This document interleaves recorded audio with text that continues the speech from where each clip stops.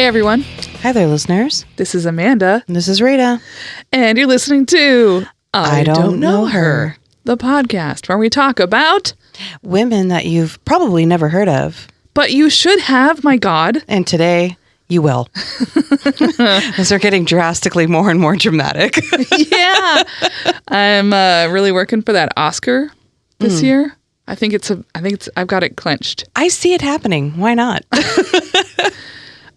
This room is very hot right now. It's a little warm in here. So the room that we record in has like no insulation. And so it's chilly here right now. It was like 34 degrees when we woke up. So I turned on the space heater to run for a very long time before Rita got here so that it would be nice and toasty because it'll get cold in here. Mm-hmm. But now it's like a little too toasty. Like my belly is sweating. I just feel warm, period. I got my Christmas socks on. I guess I'm just feeling the winter vibe. Are you one of those people that's like Christmas? You got to get into your Christmas spirit in October? No, I just have holes in my socks, and these were the only ones that I had. You know what? I'll accept that. But like Halloween was just yesterday. Yes. No, I'm not a really Christmassy vibe person. My husband is. I love fall, and Thanksgiving is my favorite. I love Thanksgiving. Even though I don't love what it represents necessarily, I think that's a whole load of bullshit. Mm-hmm. But I like the idea of the whole purpose of the holiday is to get together, to be, have gratitude for what's gone right in your life and who loves you, and to share food. Like, that's the whole thing, is it's about a meal. Yeah, and it's just always been, like, even more than Christmas, it's always been just my favorite. I feel like it's more of like a friends holiday rather than just family, because I've done Thanksgiving with so many people who aren't relatives. I enjoy it entirely, and I love cooking for people. I love people coming to my house and having stuff for them, making beverages and just schmoozing, and then falling asleep by 7:30. I mean, what's there not to like? So as I just said, yesterday was Halloween. Yeah. And so Rita had posted a thing on her social media that was like, hey, this isn't a costume. This is my culture. And it was a Dia de los Muertos, like a kid. Yeah, wearing the makeup. And I immediately was like, oh, fuck. Because I was about to attend a Hallow wedding.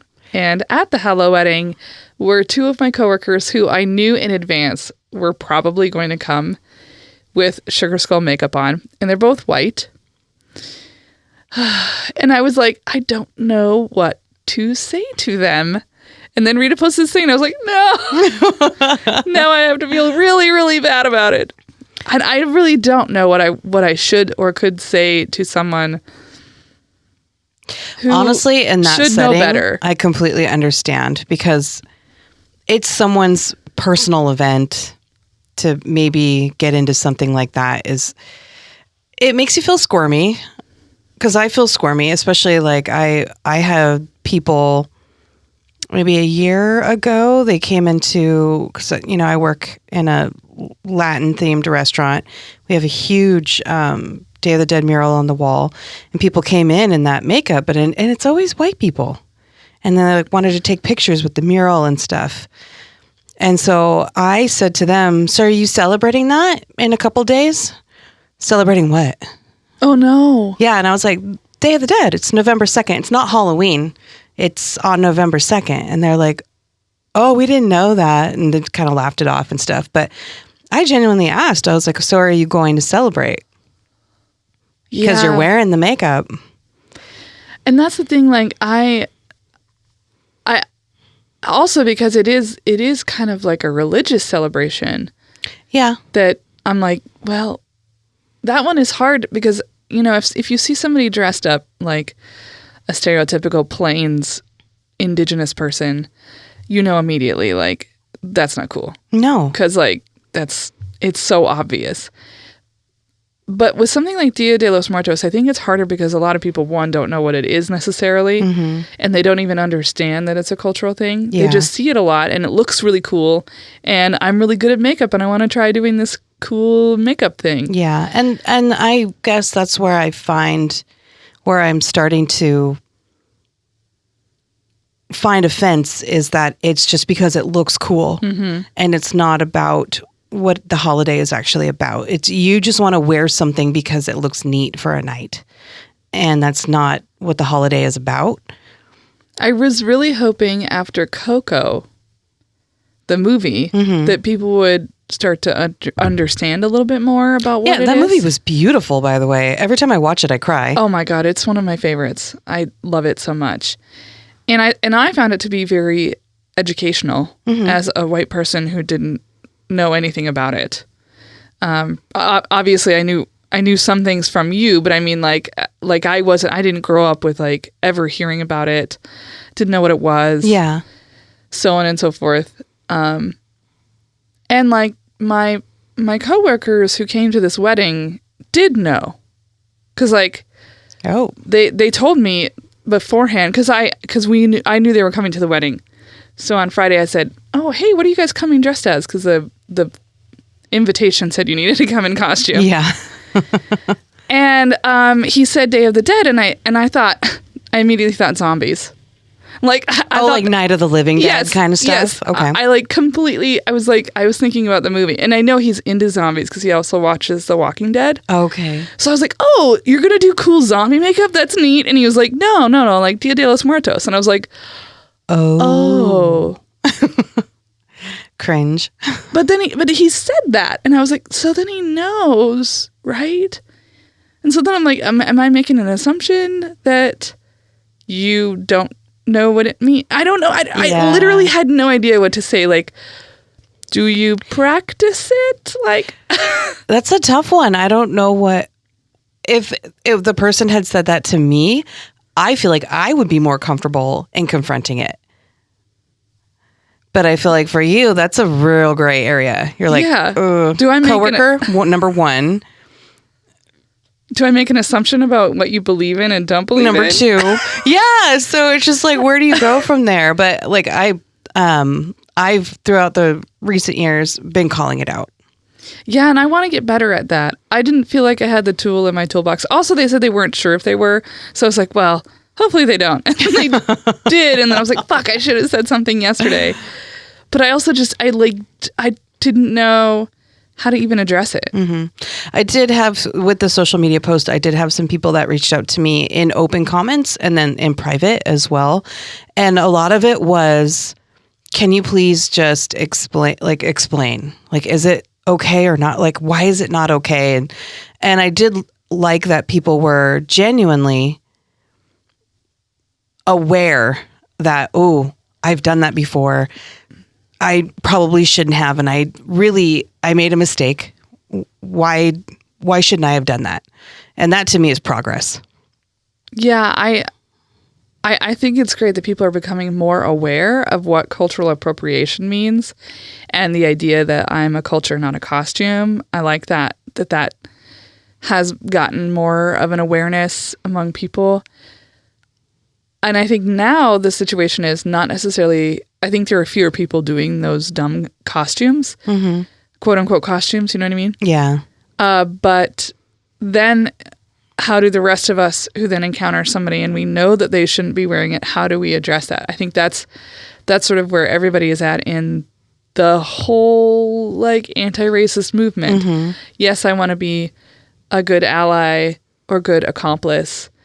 How do I especially with somebody like the people that I knew, because they're like really nice people. They're not, you know, it would be different if I thought it was somebody who had like ill intent or whatever, you know, or who just was clueless and didn't care, versus someone who I know cares. And that felt harder for me actually, because it was like, now I know you're the kind of person who would be really upset if they knew that this was going to hurt someone else. Yeah.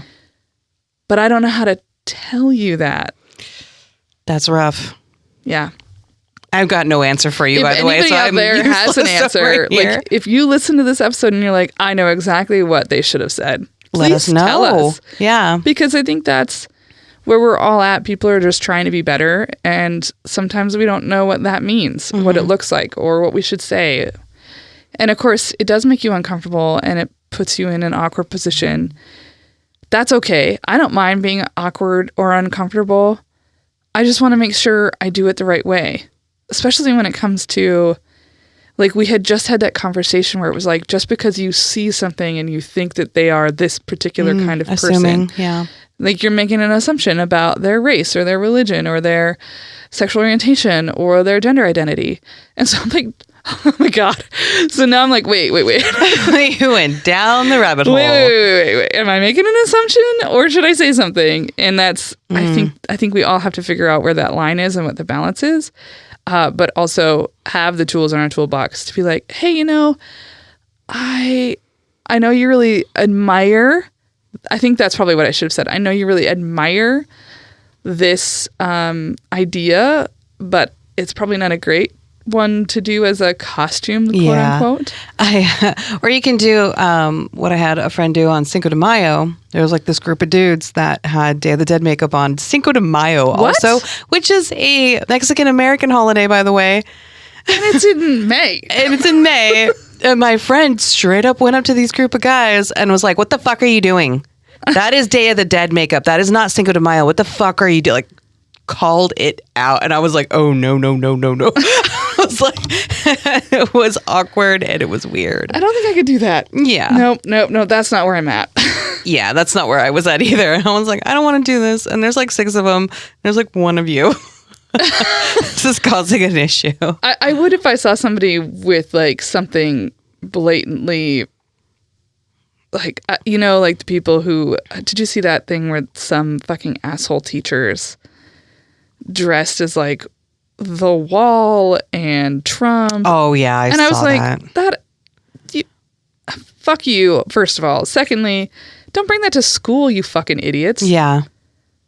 That seems like a no-brainer. But that would be probably a situation where I would very willingly walk up to a coworker and be like, what the fuck is this? Is head to toe. Okay. What is your problem? Mm-hmm.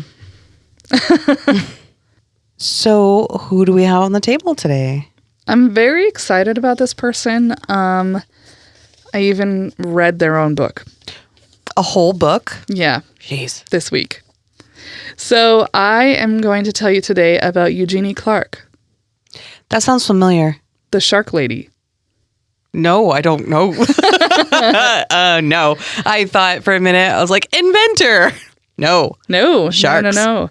Eugenie Clark was born on May 4th, 1922, to a white American father named Charles Clark and a Japanese mother named Yumiko. Does that ring any bells? Yumiko. No? Probably not? Okay. Not yet. Then you do not know her. Okay. Eugenie's father died before she turned 2 years old. She was still like a baby. It's really young. Yeah. Left her mom, a single mom in New York City. And that, I can't even imagine, in the 20s. Yikes. A single Japanese mom in the heart of New York City. Not ideal. No. Jeannie's grandmother actually lived with them as well. And she spoke only Japanese. And her mom was mostly only spoke Japanese. So Jeannie was often the translator for her family. Okay. Her uncle, Which is usually how that works. Yeah. I think her uncle actually ended up living with them or lived near them, but they were all very close. Okay. So she had a very close-knit family. And I never found any information about her father's family. So my guess is that after he died, they just didn't have any contact with their granddaughter. Because she only ever speaks about her mom and her mom's family. Yumiko, her mother, was an incredible swimmer. And she was adamant that Jeannie learn how to swim as well. So by the time she was 3, Jeannie was able to swim by herself in the ocean. Oh, wow. That wild? That is, yeah. Yumiko worked at a newsstand in the city, in the heart of the city, and sold papers and cigars and whatever in this big high-rise, in the lobby of this huge high-rise. So all these like fancy, important businessmen would buy not stuff in the from her. Not down in the street. No, it was inside the lobby. And most of the time, Jeannie stayed home with her grandma, who would take care of her. But there were some times when like her grandma was doing other things or didn't feel well or whatever. And so there was one Saturday that she brought Jeannie to work with her at the newsstand. And it had happened before that she had to bring her. And if she did, she had to just sit there quietly. I know what that's like. And like as her mom worked. And so not an ideal situation for a young child. Yeah. It's rough. I've done that with my mother. I'm just waiting in a lobby like, I know. God, and you just have to sit in a chair and be quiet. God, terrible. Although torture for a child. There was, and I do admit this fully, there was a staff room and I would open the fridge and even if it said Sam on the bag, I was like, let's see what we're eating today. And I would eat Sam's food. Or they had a drawer where you put money in there. Like there was a little, like an honesty drawer. Oh. You put $5 down and you could get chips and like candy and stuff. Oh, I fucking stole. Oh my God. Everyone's probably like, I bet it's probably Robin. Have you seen Robin? She's always lurking around in there. No, it was the 12-year-old girl in the Catholic school uniform. Oh, that's great. I love that. So one day when she was 9, Jeannie's mother decided that instead of taking her to the newsstand, she would leave her at the New York Aquarium, which was at Battery Park. Ooh. So Jeannie wandered the hallways, went down saw every single exhibit in the aquarium, and was just enamored immediately with these fish swimming in the tanks. This is what she wrote about that first experience in her first book called Lady with a Spear. All about me were glass tanks with moving creatures in them. At the back was a tank larger than the others, and the water in it was less clear, more mysterious. It was pale green, and a few feet from the glass wall that I looked through, it grew misty, as if there were no farther wall and the water just went on and on.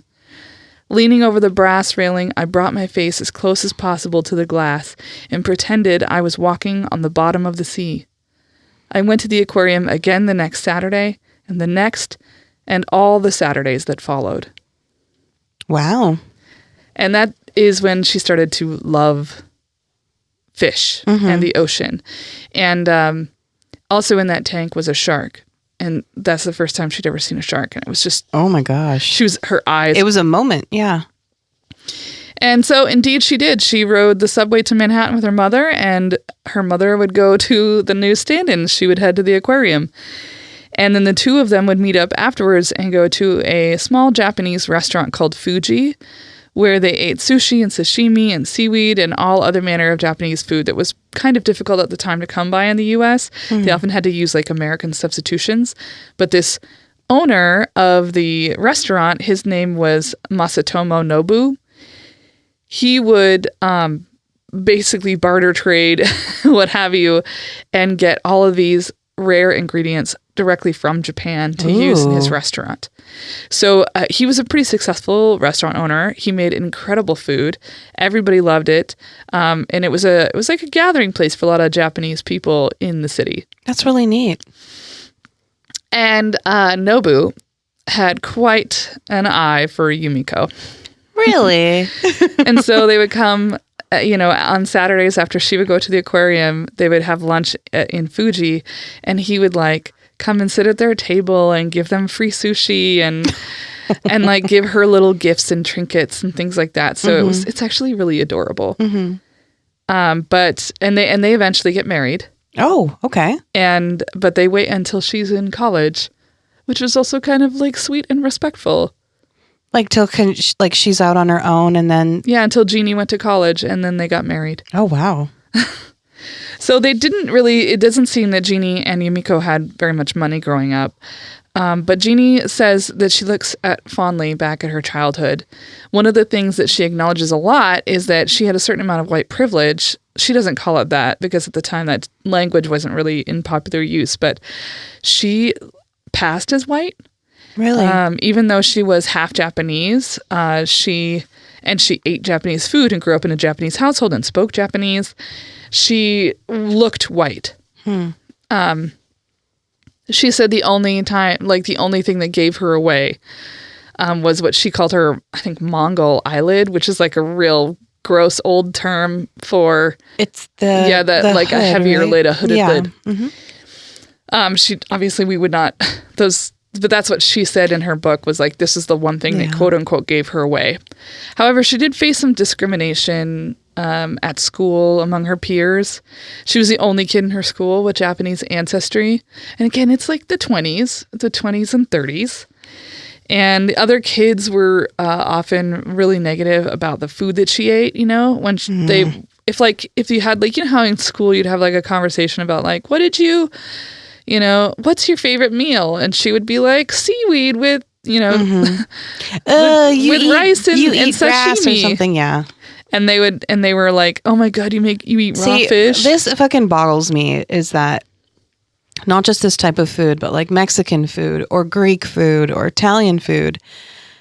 When you come with it you bring it to school and you eat it and all the white kids make fun of you. And then when they're in their 30s and they're fucking getting sushi and stuff like that, it's like, fuck you. I hate that so much. And I think that probably happens a little bit less now because so many people our age have kids and then they're making that kind of food or eating that kind of food with their kids.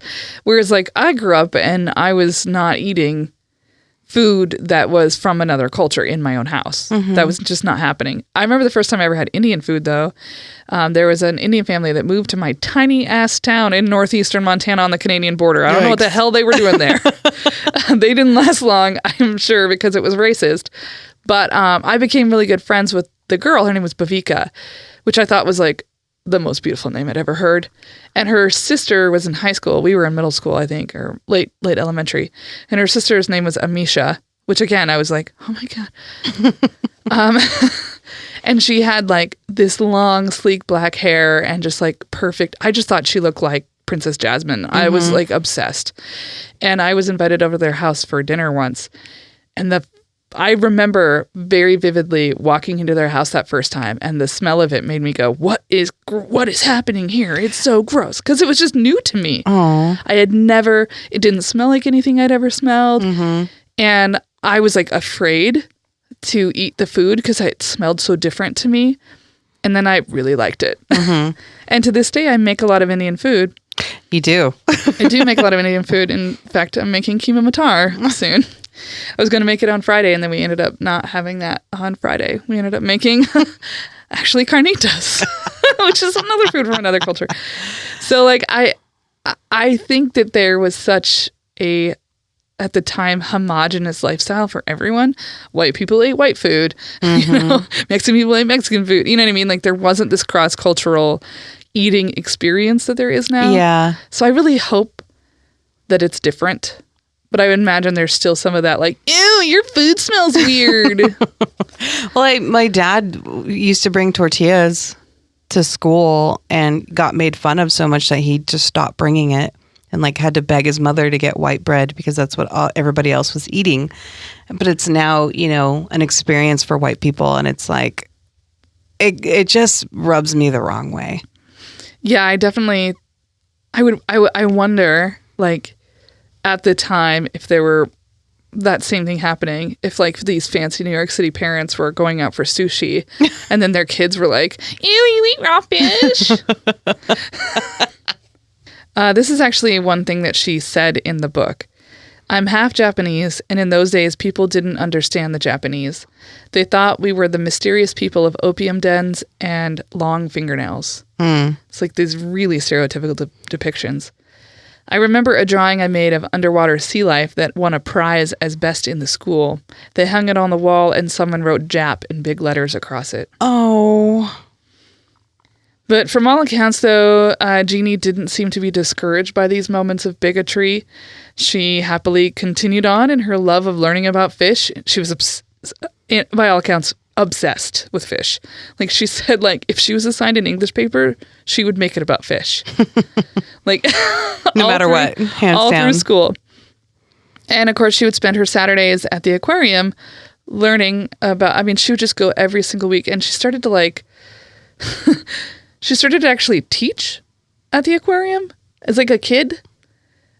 So all the, like on the Saturdays where it was like snowing or raining or cold out. Not formally, like she's just there and she's like, you know what about this one? Yes. Whoa, okay. So on like really rainy or cold days, the homeless folks who lived in the area would like wander into the aquarium to get warm and dry. And she was like, I'll teach you about the fish. And they would, some of these like grown ass men would be calling her teacher. Whoa. They'd be like, hey teacher, what about this? And she called them her friends, and like the security guard would always like roll his eyes and like be like, they're not your friends. I'm just like, they can be their friends. They can be friends. But she did. She would teach, and from a young age, she just clearly had a very great knack for being able to communicate like these scientific ideas in a way that was digestible to people who weren't familiar with them. And her mother was really supportive of her love of fish. And she knew it's nice to hear. Yeah. It's not always the tale. It is not. And especially I think like, I have friends who've talked about like being, the daughters or sons or children of immigrants, especially Japanese and immigrants, and how like there's this like clash between, you know, the conservative stuff that they want you to be like this specific thing or whatever. And it just seems like that just really wasn't the vibe in her house, which is real cool. And I think that's great because it pushes back on that narrative that we often have and associate with cultures who are like Asian cultures. And I think that's good. And her experience was very different. Her mom was like super into it. And in fact, that's great. Her mom one day got her a home aquarium for her birthday. I always wanted one. Yeah, she took her into the pet store, like picked out this giant aquarium, and they got to pick out all these fish and snails and things. And eventually she had to be like, oh my God, we have to stop. This is like, now it's your birthday and Christmas money. But sometimes her mom would come home with these little white boxes, and she knew her mom had spent her money on getting her another fish. Oh, wow. It was like really sweet. Very. And her collection of fish expanded beyond fish, and she started to acquire toads and salamanders and turtles and snakes. She even got an alligator at one point. An alligator? Yeah. Mm-hmm. Uh-oh. It was a tiny little alligator. Okay. Wasn't going to get turn big? Or yeah, for sure. Okay. I don't, she this is a wild child. This is my gator. Well, and actually one of the things that Yumiko said was like, I just thought like if I encouraged this, that she would, you know, because her mom is a single mom. She's gone a lot. And she was like, I know that this will keep her occupied and off the streets and doing something productive. So she was really supportive of it. Even this collection of rare and exotic animals that they were gathering in their fucking apartment. And in fact, she met this like pastor who also collected exotic animals, which I found really strange. And she briefly mentions that like this chance meeting saved her soul, and she put soul in quotation marks.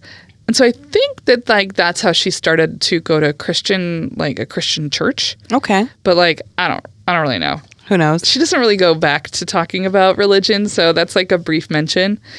But he was like that's how he kind of like roped her in. It's like she had all of this stuff. And the whole reason that she went to his house was because he had mealworms, and she needed mealworms for one of her animals. Oh. But through him, she was actually accepted into the Queens County Aquarium Society as the youngest member ever. Whoa. Her biggest hero was a scientist named William Beebe, who wrote about his explorations of the sea. And she aspired to be like him one day, walking on the ocean floor and existing among the creatures swimming around her. When she got to Hunter College, she majored in zoology, hoping to become an ichthyologist, which is a type of marine biologist that specializes in bony and cartilaginous fish. Yep. It's also a dinosaur, the ichthyosaurus. It's like a ancient fish. Fish? Yeah. Yeah, this is right up my alley. Ooh, you're going to love this. So Yumiko was concerned that there wouldn't be a job for Jeannie, especially as a woman, in the field when she graduated. So she was like, maybe you'd better take a few courses in typing and shorthand on the side. In case you don't get a job like Dr. Beebe's when he finished college, you could start as someone's ichthyologist's secretary. Mm-hmm. And she was like, no, I don't want to be Beebe's secretary. I want to be Beebe. I like the decision, it's made up. Yeah. This is what I'm going to be. I'm going to do this. And again, she's going to college in 1940. Wow. Okay. So this is really early on in women in science, especially. Yeah. So she took every course she could possibly take and even had extra hours of lab work. She was especially interested in learning the biology of animals. And so that meant that sometimes she brought creatures home. One time her grandmother found a monkey in the freezer. That a pet shop was like, hey, this monkey died. Do you want it? And she was like, yeah, I do. And put it in the freezer. And another time her grandma came home. Science, all in the name of science. It is. Oh, there's some weird ass shit in this. And like definitely things that I was like, that would not fly today. But another time is like her grandmother came home to find her boiling a rat on the stove. Okay. Really gross. Yeah. Another time she was like hanging out with her lab partner, and each of the people, I guess he wasn't a lab partner. He was like, he wanted to illustrate. He wanted to make illustrations. Okay. For like textbooks and stuff. Okay. Which is necessary. And she wanted to study the animal, and she was given a dead cat. Like, who's just like fucking giving dead animals to this person? It was like part of their lab. I don't know. Anyway, she brought this dead cat to his house because her grandma was like, no more dead animals in our house. So she brought it to this guy's house, and he just put it in his closet. And she was like, is that okay with your family? And he was like, I can't smell it. It's fine. Oh my gosh. Well, the scientists and doctors and stuff have stomachs that we don't have. That's why they do it. And we don't. She was like, I don't know about this. And that was like the last time she brought a dead animal home. She realized she needed to reel it back a bit. Yeah, maybe this is weird. Like, I think that she finally thought, looking out at somebody else who's got a dead animal in their house, and she was like, yeah, you know what? This is a little weird. Yeah. I think I'm going to not do that anymore. Slow it up.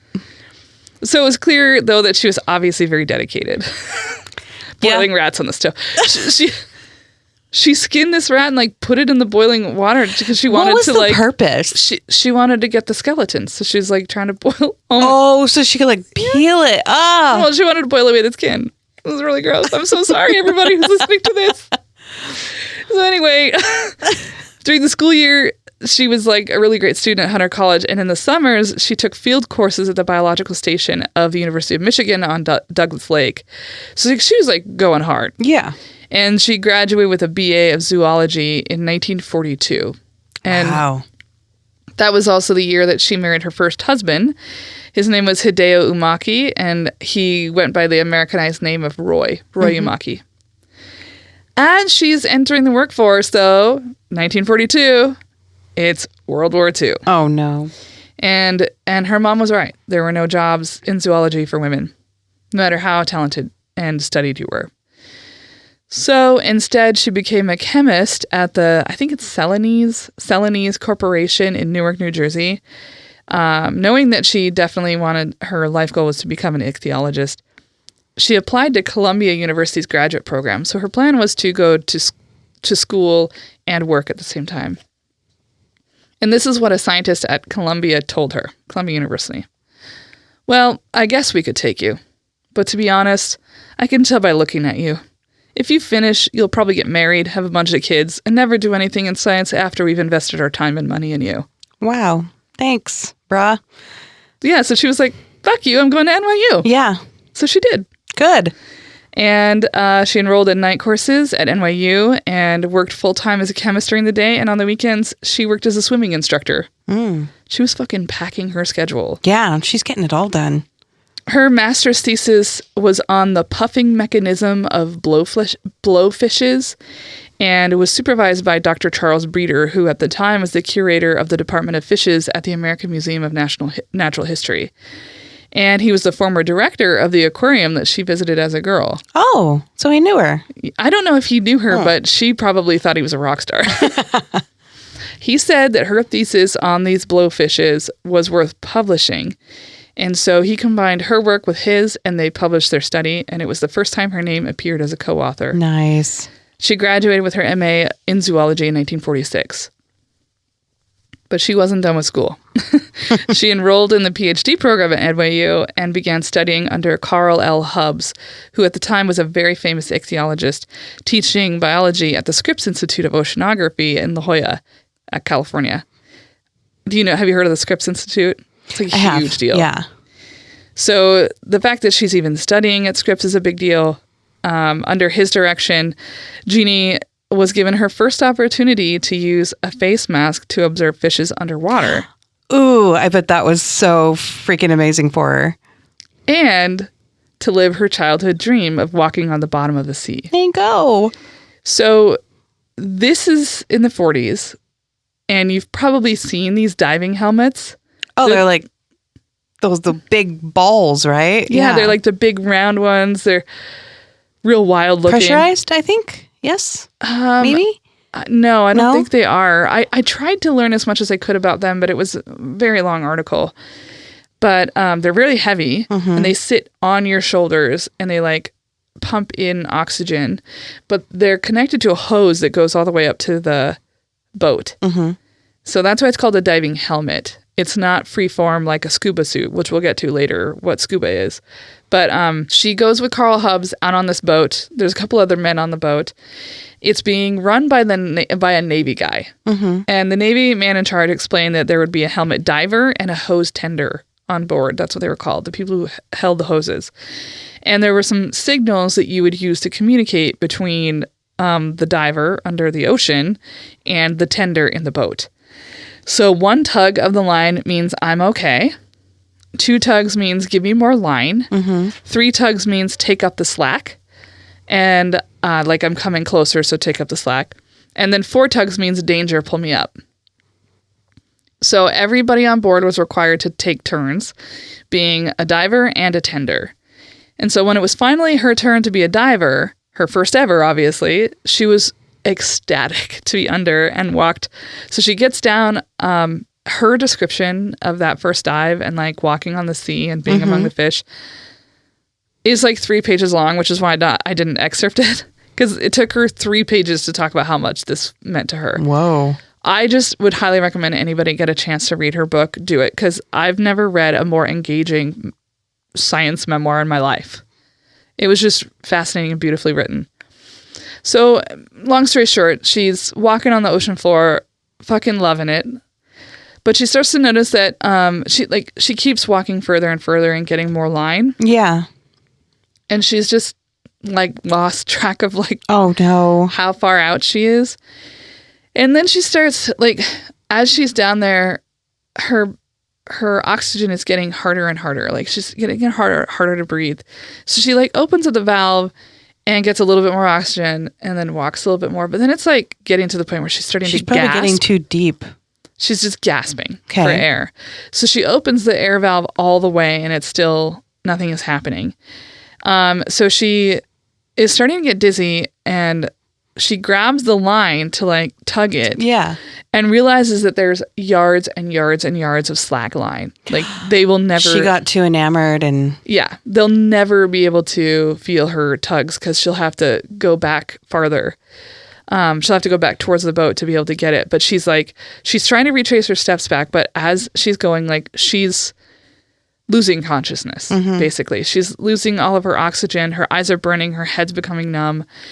She's trying to pull the line, but she can't. And instead she just falls to her knees and like her head hits the ground and that loosens the helmet and cold water just shoots inside. And that's enough to just snap her awake. And she's like, oh my God, I got to get out of here. So she takes the helmet off and lets her body float up to the top. Ugh. And they see her and they're like, oh my God. And they pull her into the boat. They wrap her in blankets, give her some hot coffee. Like she's like totally That's shaking. so not good for your brain or your lungs. No. And they were like, what happened? And she was like, the air wasn't coming in. I kept opening the valve and it wasn't going in. And this is what one of the men said. It's just like a girl to screw the valve the wrong way and cut off her own air. Okay. So the Dr. Carl Hubbs was like, And so he examines the helmet And he's like, No, she had the valve open the right way and it was fully open. And so then he looks further and finds that the airline above the helmet had been at some point before their dive mended with a garden hose attachment, and it had come loose. So all of the air that they were pumping into her was going out before it ever reached her. Oh my gosh. And he basically was like, looked at that guy and was like, here you go. and he like basically forced that guy to apologize to her. Oh, jeez. But then he was like, look, the only way he was like, this is a terrible first dive. That sucks. But the only way you're going to get over it is if you go back down. Yeah. And so a few minutes later, she got back on that helmet and went back down to the ocean floor. And she said that that was the only dive in her life in which she ever had a mishap. Hard lesson to learn, but learned. Yeah. Yeah. I mean, but it wasn't her fault. Yeah. She's not in control of what the helmet is mended like. That was the Navy guy. So, and they should have looked at that. Like, you're playing with people's lives here. And if you're the one in charge of the equipment, you need to make sure your equipment is working. Exactly. So another example, and obviously that was super sexist, right? It was like, oh, it's like a girl to put her valve the wrong way. That was not the only time, obviously, that she confronted some pretty deep sexism. When she was in the Scripps program, she was one of 2 women. And one of 2? Yeah. One of 2. Who in her book, I think, calls her Norma, but then in the articles I read, her name was actually Betty. And so I don't know if she gave her like a false name or if she had 2 names. Maybe she went by another name. Yeah. Yeah, it was very weird, but the 2 of them hung out quite a bit. And one of the things that would happen is that through the Scripps Institute, they would go on these really cool trips, but the women weren't allowed to go if they were overnight. Oh, because women are the ones that cause the problems at nighttime? Okay. Yeah. Mm-hmm. Yep. So they could only go on the day trips. So when all of these men got to go to the Galapagos, they didn't get to go. That is such bullshit. Isn't that some shit? It is some shit right there. So after she finished her studies with Dr. Hubbs, she went back to New York City and worked for the American Museum of Natural History while she was finishing her PhD. During those 3 years that she worked at the museum, she developed this thing called a micropipette method to collect and transfer sperm to female fish. So you wouldn't need to have them together. So basically in vitro in fish. And she also worked on projects in the West Indies, Micronesia, Guam, the Marshall Islands, the Palau Islands, the Northern Mariana Islands, and the Caroline Islands. Her time on the islands was one of both professional and personal growth. Eugenie learned to listen to and respect indigenous cultures and became a very skilled spear fisherman under the tutelage of Palauan fishermen. Eugenie also applied for and was granted a Fulbright scholarship to study at the Marine Biological Station in Hurghada, which was on the northern Red Sea coast of Egypt. This is all incredible stuff. Yeah. Getting a Fulbright is a big deal. Very. In 1950, she graduated from NYU with her PhD, so she is not even 30. Whoa, not even 30 in PhD. Yeah, Holy so crap. She's traveled to all of those Pacific islands. She's been to Egypt and studied. Like, she's done incredible shit in a very short amount of time. So it's around this time that Jeannie divorces her first husband, who had been deployed in the war and overseas for almost their entire 7 years of marriage. So they didn't really see each other a lot. Yeah, then what's the point? Yeah. If you don't ever get to see that person, like, why be married? Yeah, I mean, I think that's probably why they actually lasted as long as they did, was because they didn't see each other. They couldn't get in fights. Or Success! We never have to see each other. But she was not single for very long. Right shortly after that, she met and married a man named Ilias Themistocles Papakonstantinou. Say that 3 times fast, please. I'm not saying that ever again. He was an Orthodox Greek man who later simplified his name to the Americanized Constantinu. He was an orthopedic intern at the time. So he's really smart, very motivated as well. They welcomed their first child, a daughter they named Hera, which I love, in 1952. So by this point, she's exactly 30 years old. She was born in 1922. Yeah. Yeah. So while pregnant and working, Eugenie also set out to write her first book, The Lady with a Spear. And I love that book. That was the one that you read? Mm-hmm. The book was published in 1953 and was hugely popular. It became a New York Times bestseller. And that turned her into somewhat of a celebrity. In fact, her book was published in English, Japanese, Danish, Italian, German, Swedish, Norwegian, Arabic, and Braille. Whoa. Yeah. She became a big deal. And parts of her book were even being excerpted and used in textbooks, science textbooks across the country. Wow. So it became clear that she was not just a very smart and talented scientist, but she also had a very unique ability to communicate about nature, which she then came to see as her life's work. Yeah. Her job is to communicate to the masses. So it was through her immensely successful book that she caught the eye of Anne and William H. Vanderbilt, as in the Vanderbilts. Yeah, that's a big name. Yeah, who were wildly rich. Mm-hmm. And they invited Eugenie to Englewood, Florida to give a talk about the local fish. And that's not really why they got her there, though. So after the lecture, the Vanderbilts told her that the real reason they'd invited her to Florida was to offer her a once-in-a-lifetime opportunity. They wanted to give her her own laboratory. Oh.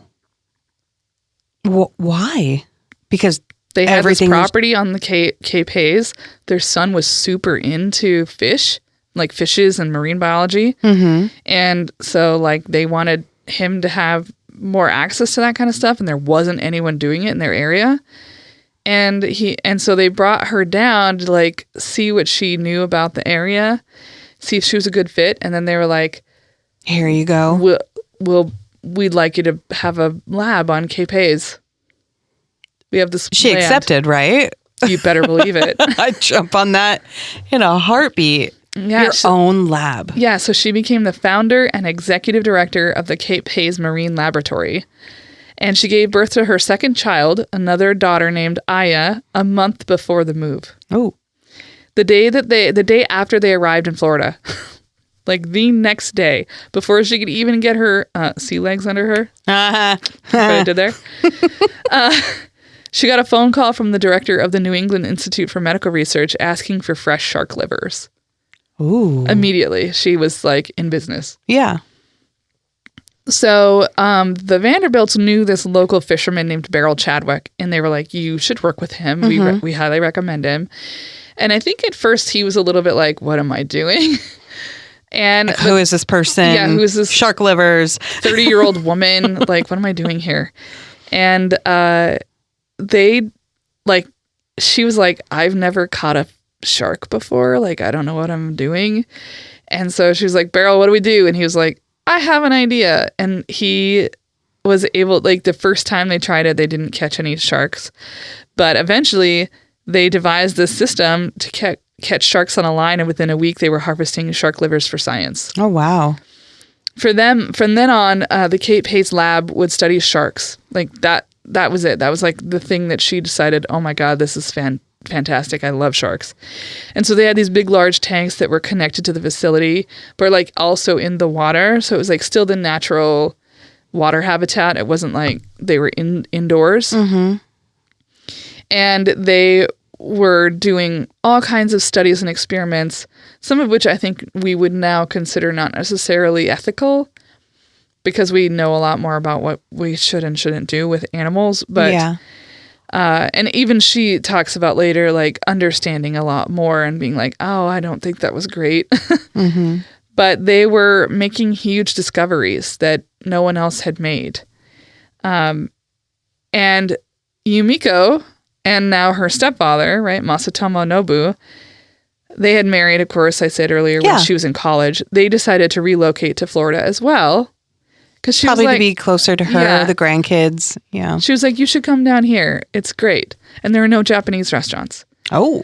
So that's what happened. She helped them open up a new Japanese restaurant where they were at, which was hugely successful. In 1956, Eugenie gave birth to her third child, a boy named Themistocles Alexander Constantinou, which they nicknamed Tack. But motherhood didn't seem to slow her down. Eugenie was continuing to dive, explore, and publish scientific research on a pretty regular basis, and including the discovery of a self-fertilizing hermaphroditic fish. Interesting. Yeah, it was this fish that she discovered was pregnant, and there had been no males around, and she couldn't figure out like if it was like spontaneous. And she had, I can't remember which doctor it was, like another scientist was hanging out with her, and she was showing him this drawing that she had made, and he was like complimenting how good her drawings were. Mm-hmm. And she was like, she had labeled this one yellow part fat ? She wasn't sure what it was. And he was like, have you inspected that under a microscope? And she was like, oh no, I haven't. And he was older and, wiser and smarter and like knew a little bit more. And basically was just prompting her to like, you should probably look at that because I bet I know what that is. And it was sperm. Oh. So this fish could create her own sperm and egg and fertilize it. That's awesome. And so she discovered this fish. Yeah. It's really cool. The lab was also really popular with tourists and schools. So school children would come and like check out the lab. And she's already been a teacher. Yep. Seeing the aquarium. And they would visit on a regular basis. And then there would be scientists who came from all over the world to come study stuff at her lab. Just really cool shit. And that's when Eugenie earned the nickname of the Shark Lady, because that's what everyone came to know her as. Eugenie and her husband Ilias had one more child, another son named Nicholas, in 1958. Oh, they're banging him out. Yeah. By this point, Eugenie was becoming familiar with scuba equipment. Okay. Which was brand new. In fact, the scuba, what we would know today as the kind of scuba diving equipment, the first real solid version of that was patented in 1952. Oh, wow. So and I bet that was pretty rough around the edges too. Pretty heavy. So this is 6 years in to people having scuba equipment, and she was in love with it because it freed her up to swim among the fishes and the sharks. And that also helped her research. She was able to get closer to things and get further into things and last longer. Mm-hmm. One discovery that she made involved shark intellect. It was really a common belief at the time that sharks were mindless killing monsters. Mm-hmm. And part of that was not helped by Jaws. Yeah. But Eugenie was like not sure that was necessarily true. She'd witnessed enough natural shark behavior that she felt like they were more intelligent than people were giving them credit for. I feel like that's still kind of a profile of them today, even that they're just these, they just boom, boom, boom. Yep. Float around, kill. Yeah. So she set out to prove them wrong. There was a visiting scientist named Dr. Lester Aronson who was also like, hey, have you ever tried to train a shark? So train a shark? Train. Wow. Which would also like prove or disprove their intellect, right? Yeah, absolutely. So they devised this system where they cut out and painted a really big wooden square, and they painted it white, and they put it inside the shark pen. The goal was to teach the shark that if it pressed its nose on this white board, it would get food as a reward. Okay. And it took them a little bit, but within months, they proved to be successful. They were able to teach these sharks that they just needed to press their nose to get food. But they kept upping the ante. They were teaching it to then push one target, turn around and swim to the other end to be able to get the food. Mm-hmm. Then they also were like, well, what if we could get them to understand the difference between colors and lights and things like that and symbols and stuff? So they were like making lines, like horizontal lines versus vertical lines. They were, this one lit up, this one doesn't light up. And they were able to teach these sharks to like differentiate which ones are the good ones, which ones should you push. Mm-hmm. And she actually got a brand new nurse shark and taught that one in 5 days how to press the lit target to get food. Wow. And this proved once and for all that sharks were not dumb. No. And in fact, were very intelligent creatures. I had no idea that sharks could be trained. That is crazy. Yeah. I mean, you think about like dolphins and stuff because we see them all the time. Yeah. But yeah, these sharks can be trained too. That's so cool. And so this became a big deal. Yeah. And she was invited on like talk shows and television shows to talk about her work with sharks. People filmed it. And in fact, this nurse shark situation became a real big deal when she was invited to Japan to meet the crown prince in 1965. And he had been interested in her work. He really wanted to meet her. He wanted to see this. He was really into the sea and fish. She actually talks a lot about how her being Japanese is one of the things that she thinks impacted and influenced her love of the ocean. That was like just such a central part of her cultural heritage that drew her to it. And so this is like this incredible experience with the crown prince is like, I want you to come meet me. And so she's like, I have to bring a gift. Like that's required. So she decides to bring that nurse shark with her. Oh, okay. The one that she trained, and give that to the crown prince as like a gift. Again, ethical problems, I know. I was like, a shark is a gift. Nurse sharks are pretty small, however. They're only like 4 feet? 2 or 3 feet long. Okay. So she brought this shark in a box that was like a hat box on the plane next to her. Was it in water? Or was it's in water. And she brought that to Japan and like was like so nervous, right? Yeah. So they had this tank because like she told him like I'm bringing this nurse shark because like obviously customs and all this stuff. And so she was like, I'm bringing this trained nurse shark. So they had an aquarium ready when she arrived, and like all of these like diplomats and whatever all hanging out in this room waiting for her to arrive. Wouldn't it be terrible if it like died? Well, I know. So she was like nervous.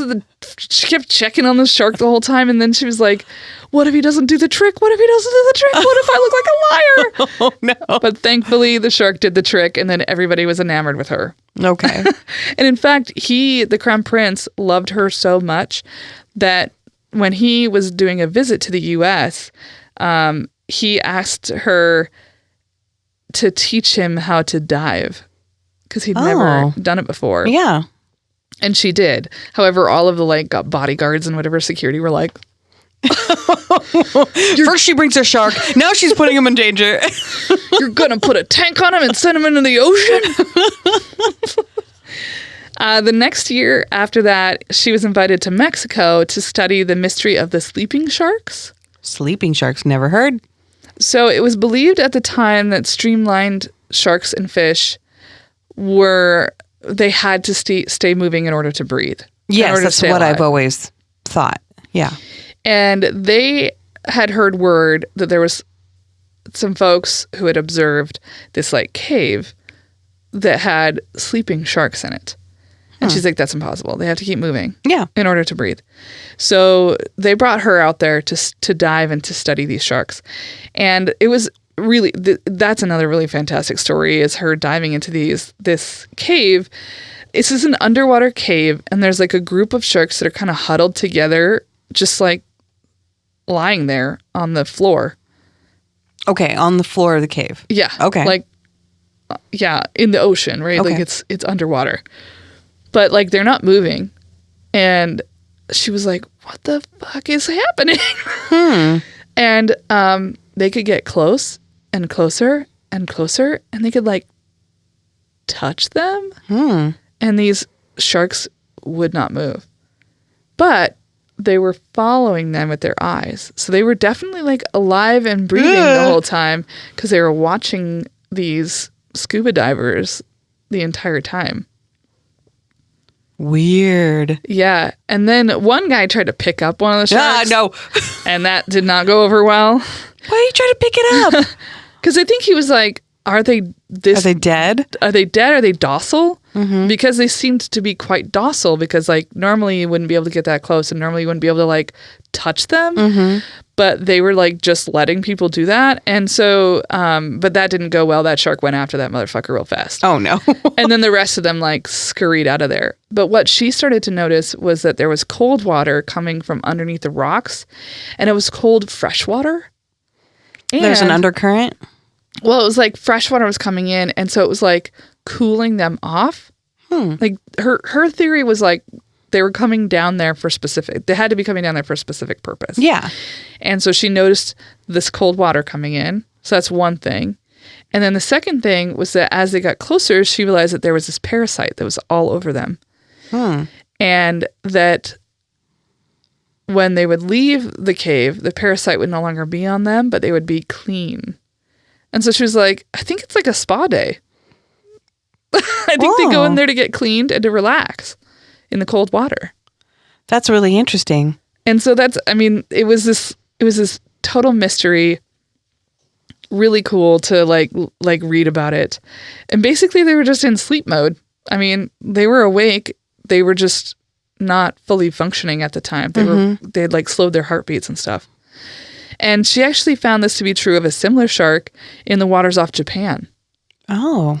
And she ended up publishing her study of these quote unquote sleeping sharks in National Geographic. And she and other scientists discovered that there was this parasite, right, that cleaned off the sharks, and that it was like the animals were getting reset. Like now they could come out with renewed energy and clean skin, and they were less susceptible to death, diseases, and... Well, if you're going 24/7, that's not... Yeah. And also they would, because they'd be cleaner, they were as easily like sniffed out by predators. So she's like everywhere. Her career is skyrocketing.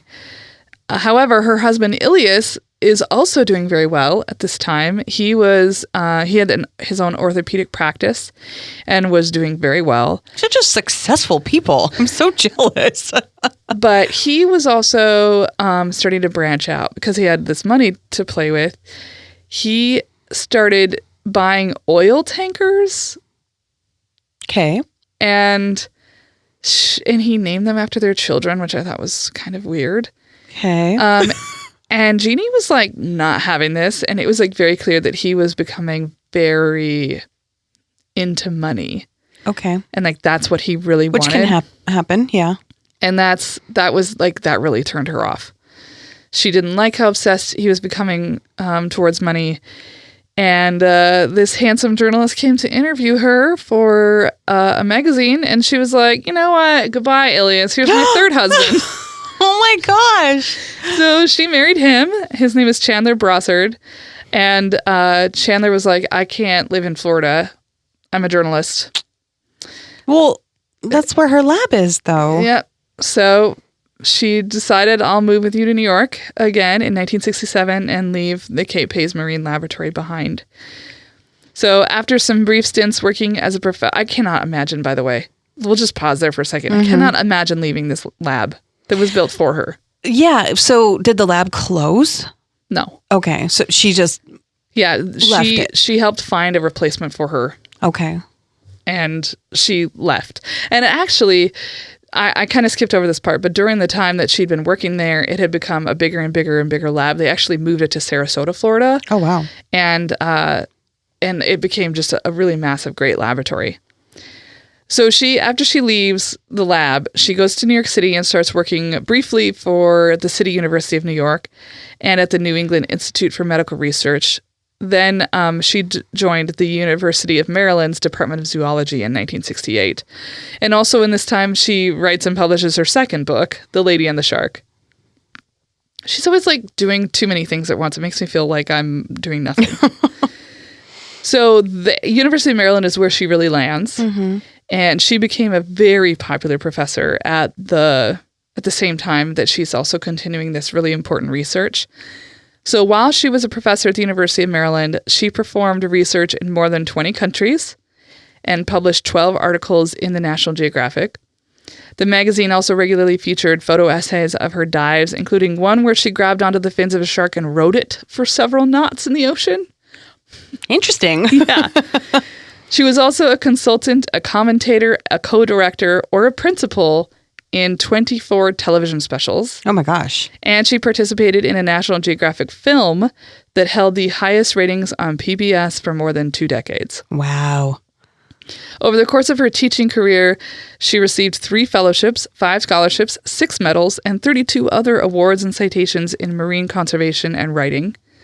That actually became her biggest goal, was conservation towards the latter part of her career, because that was the biggest what threat. She loves. Yeah. The coral reefs were being destroyed and are continuing to be destroyed. She officially retired from the University of Maryland in 1999, but she still taught one class a semester for several years after that. Eugenie actually returned to Cape Hayes Laboratory, which had been, at this point, renamed the Mote Marine Laboratory. Okay.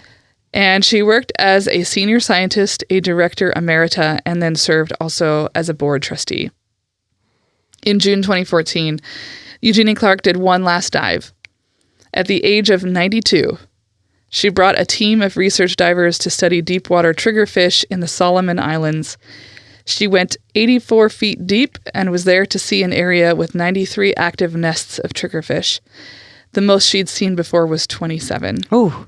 Her paper on the research trip was called Nesting Sites and Behavior of the Deepwater Triggerfish and was published in the journal Aqua in January 2015.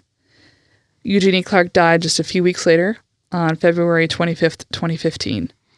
Over the course of her life, she conducted 72 submersible dives as deep as 12,000 feet, led over 200 field research expeditions all over the world, wrote 3 books, published more than 170 articles, taught the next generation of scientists for nearly 30 years, and raised 4 children. Oof. She was and will always be the Shark Lady. That is so cool. I love it. Gosh, she did so much. Truly, truly, truly did so much. And you know what's funny is she actually said at one point, like, oh, I get too much credit because I'm a woman. What? Yeah. What? She was like, she actually said it was kind of like payback for all of those things that she never got to do, like couldn't go on those trips. She was like, I get a lot of credit for shit that men do, but people pay more attention to me because I'm a woman. So I feel like that's like a tit for tat. But I disagree with her also. I think she had this tendency to downplay her impact and her importance. Mm-hmm. There are just very few people out there. Like, she used to hang out with Jacques Cousteau. He admired her. Wow. So, like, if the world's most famous, sea biologist is, like, a fan of you, you might kind of be a big deal. Doing something. Yeah. Yeah. Interesting. Also married 4 times. You know what? Sometimes you just got to shake it up. She just ran through them. Where'd you get your info? So actually, there was a great archive of the state of Maryland's biographical series. There was an archives profile of her. I used her book, Lady with a Spear, a fantastic article from the Environmental Biology of Fishes from 1994 by Eugene K. Balon called The Life and Work of Eugenie Clark, devoted to diving and science.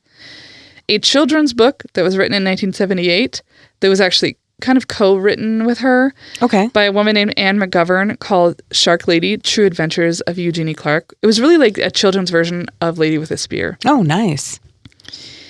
And then an article on Mote.org, the laboratory, called Remembering Mote's Shark Lady, The Life and Legacy of Dr. Eugenie Clark. Awesome. I really enjoyed this one because I love marine biology and I love sharks and I love adventure. I loved everything about it. Honestly, I could have gone on forever just from her book, Lady with a Spear, because it was just so fantastic. It was just so well written.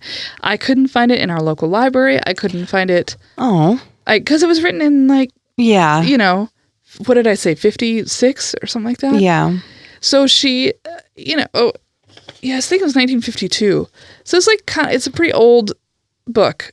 And so it was hard to find. And I ended up finding it on, unfortunately, the Internet Archive, which is kind of this dubious website that is always puts up books and television shows and whatever that's a violation of copyright and shit. Ooh. But it was the only way I could find the book. I tried to get it a regular way, but it was over $100 on Amazon. Oof. So I was like, well, I guess this is the option I have. Mm-hmm. But I highly recommend it. It's a great book. Oh, I liked everything about this one. Yeah. Awesome. Well, we'd like to thank our editor, Lucas. Yes, thank you. Thank you, Lucas. You're doing such an awesome job, and thank you for all of the help you've been giving us in this new season. And also we'd like to thank our supporters on Patreon. Yay! We've gotten a couple more. Remember, we're #BeatCumtown.